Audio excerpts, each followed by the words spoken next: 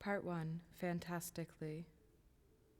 The day the whales were weightless, in breathless mid-air buoyant, a fleet of hot air water balloons belly flopping earthbound.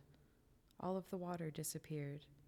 Deep fish exploded in the sky, stripped of their tall water girdles. All of the water disappeared. We never found out why. Shallow fish fell in fluffy dry poofs, elastically contracting, a wild side-eye aimed up. When I think on the moment when all of the water disappeared, I like to imagine I saw the clouds pulled thin like frayed cotton balls, until the sky was a sonorous blue, error unknown. Light so bright it crystallized in atmospheric deposition. Without a vapor ladder, absence loomed imminent, collapsing the universe to earth, like looking up in an elevator. I like to imagine someone witnessed when all of the water disappeared. There had been a duration, a performance to capture. I wondered if solid water, where it held its loyalty, sublimating in situ, or a slow, painful melt. Balking at all that bulk, like I had solved a riddle, all of the ice melting, how impossible. In the moments just after all of the water disappeared, I imagine everyone running from land towards a believed receding pool, humans and animals spilling over land's edge like a flood themselves, hunting water like a delicious beast, chasing it like they could smell it. I like to imagine, I need to imagine, I can only imagine, I had been sleeping when all of the water disappeared.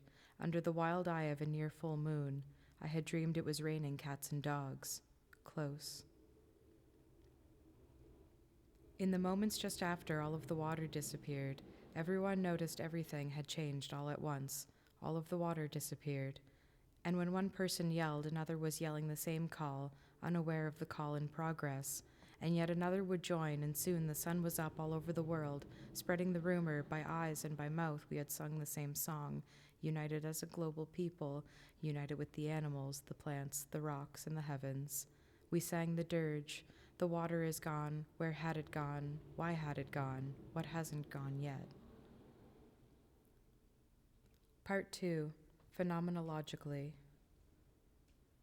I woke the morning after all of the water disappeared and discovered a nosebleed popping in my nostril, brushed past paper-painful lips, the sun rising hot orange in my room. Everything sounded like electricity and my legs were weak walking to the water closet. The tap bubbled open with gusto. I examined my face in the mirror while the water took temperature. I brought cupped hands of water up to my face and blue bubbles, swimming, floating in my palms, the water still pouring forth, blood pooling in my palms and spiraling down the drain, with the water in the sink.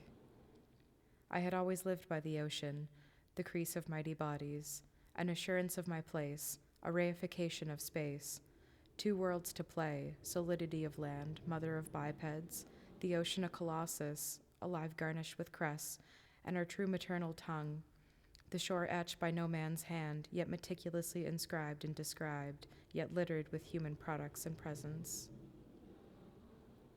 My ritual of spatial confirmation, a glance through the bathroom window. Unearthed, I saw a sea of earth, flayed ocean floor gutted under heat, short gasping breaths, plumes of humidity lost aghast. My hands to my mouth like a plug. All of the water was gone. I looked in accusation at the tap, its perky metal prow retracted, the snout of a pug, tapped out. My eyes saw waves crashing on a beach in the distance, but soon I came to see it as it was, writhing animals digging down, flinging up surges of sand, digging down to water. They were animals. Yes, of course. Their movement was so animal. Of course they were animals. No community, no hope, no rationale, no insight, no savior, no time. I found myself alone to teach my mind what my body already knew.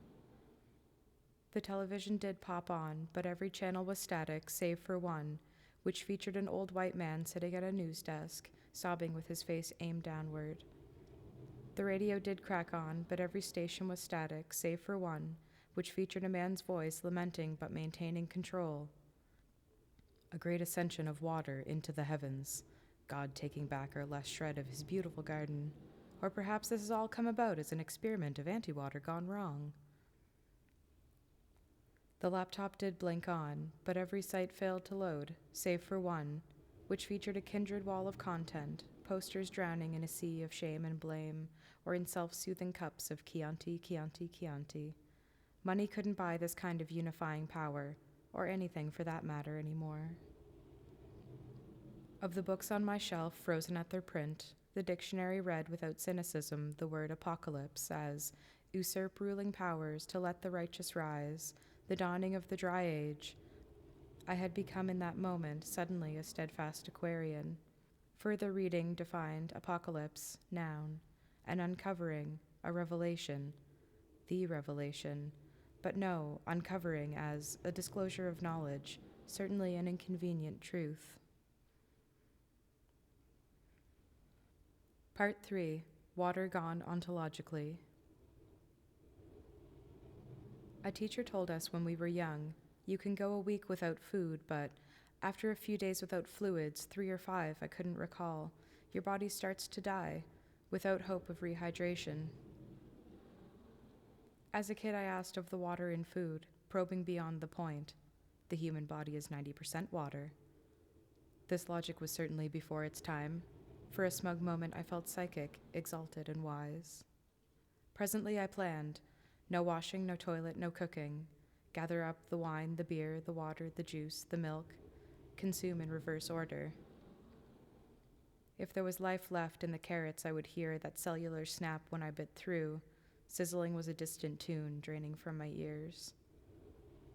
My house well sheltered from view, but from outside bleating, goats were trotting through my yard, herding where the ocean had been. They lawn-mowered through crisp debris. Goats eat anything. Wishing for their equivalents, their weight in water. Thread of dearth, a two-way street. I watched them go. I waited in the wings. The corners of my eyes painted with a perverted palette, the foreign outdoors, too bright light, golden browns, and dull green foliage. The wind through my door was foreign dry and baking hot. The sandy expanse dredged up nostalgia for snow. I had hated snow. How petty. Part 4. Objectively. Before the global drought, my mind was caught dwelling the past and promising the future. Living in the moment was for New Age enlightenment, mindfulness. It was now my prison, trapped in the now. A dull thudding panic, tasting hot sticky mouth, rotting rainforest under nose, microscope vultures in bloom. The past seemed a luxurious playground full of carefree fun, cerebral snits and discount extravagance. The future was a visionary agony. When I accidentally glimpsed it, I saw myself slurping filthy water from inside my radiators, the toilet tank, then, like a dog, the bowl, and otherwise in madness, bleeding out a wail, celebrating its crimson tide, the rotten swell a quiet song amongst cheersing menstrual cups to the surge pouring forth, not a drop on the altar, gulping its thick wine, perversely substantial. So I stayed in the present, sat exhausted amongst the bottles. A constant census, calculating my days. Forgive my pessimism.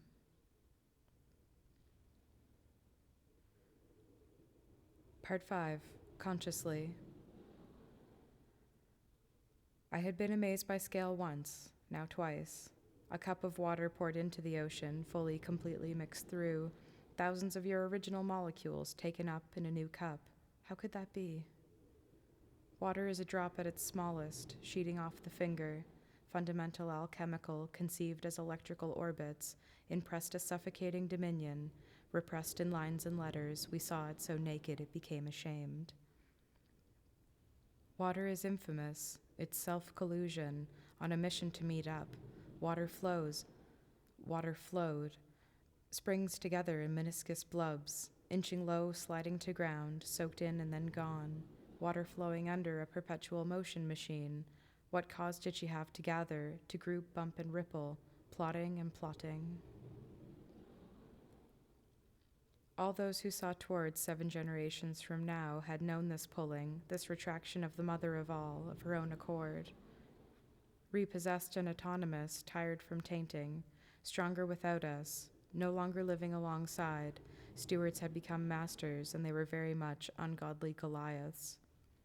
The betrayal of harem was not ours to commit, an unkindness and annihilation, You were not the sacred ones. In leaving us, we now knew. Mammoth globes, like fat on the bone, jiggling for and against the new moon in earthshine, bearing the brunt of space litter, slingshotted slung in a halo, hard grimaced teeth gritting and locked in lunacy, Thea's shield, flirting harmonic, paragliding, pooling the tides. Agar, come to Manny. I witnessed your slow birth, blue silk. Now enough of our metronome swaying. Come hold me on all sides, and you will soothe my flayed back, and I will wear you like a crown.